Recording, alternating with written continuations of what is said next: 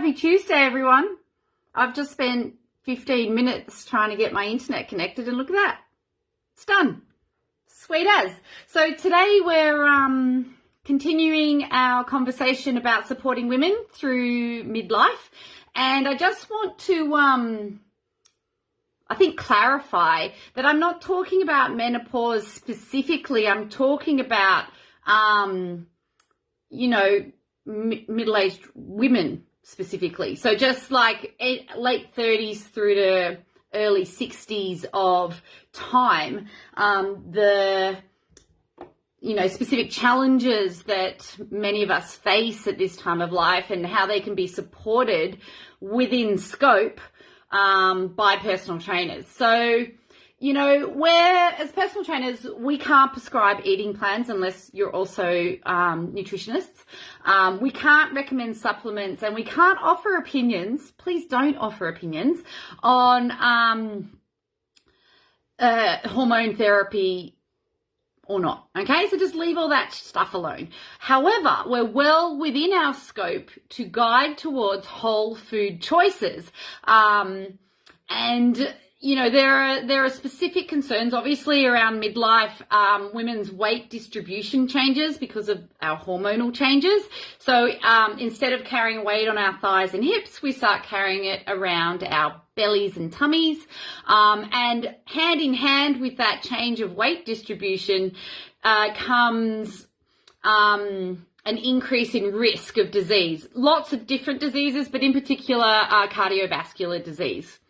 So we know we want to keep them at healthy weight. We can't prescribe a diet. So we need to fall on,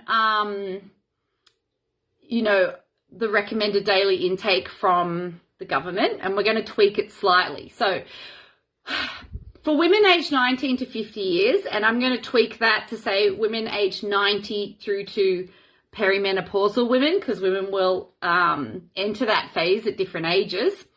It's recommended they get 5 serves of vegetables, 2 serves of fruit, 6 serves of grains, whole grains, okay, not floured ones, and then 5 serves of proteins from animals, seeds, nuts, eggs, fishes, dairy and dairy alternatives, okay? Now, when women hit 50, according to Nutrition Australia, they should be keeping their fruit and veggies the same at 5 and 2 a day, dropping their grains from 6 serves a day to 4, and then increasing their proteins from 5 serves to 6, okay?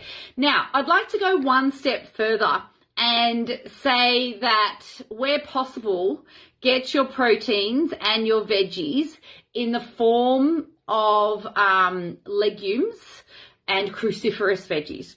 And this is why. So women aged 40 to 65 who are on, say, a Mediterranean diet, so they're eating a large range of different coloured and sources of whole foods, real foods, so not out of a packet or takeaway, they've been shown to have larger brains and more grey matter.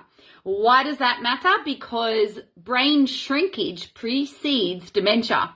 So when 2 out of 3 people with dementia are women, stopping their brains from shrinking is a big deal, and diet's one of the ways to do that, specifically a plant-based diet. My second reason to up to like 9 serves of veggies a day and getting your proteins from legumes, not exclusively, but as much as your tummy can tolerate, is because current evidence shows that a low-fat plant-based diet is associated with beneficial effects on body composition, and we know that it's the body composition that increases risk of cardiovascular disease.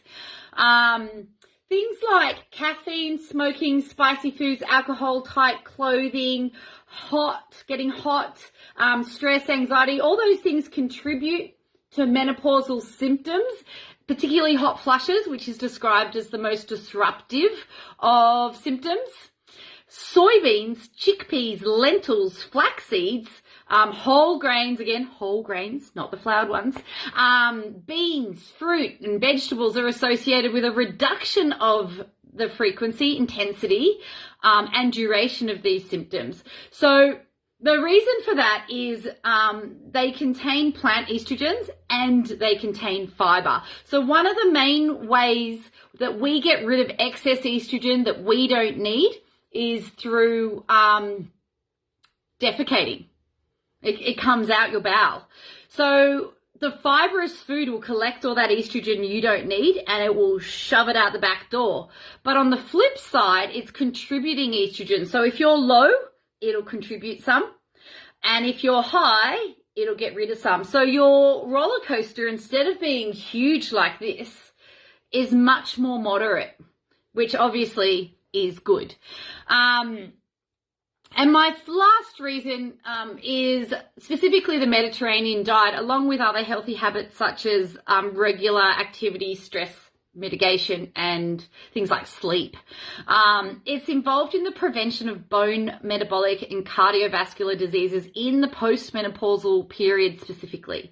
So if we can guide women towards those foods over a period of 15 years, we might have that opportunity to change their menopause experience, to change their health and disease outcomes, and with a very sort of humble tool that we do that with, just guiding towards those plant proteins and legumes.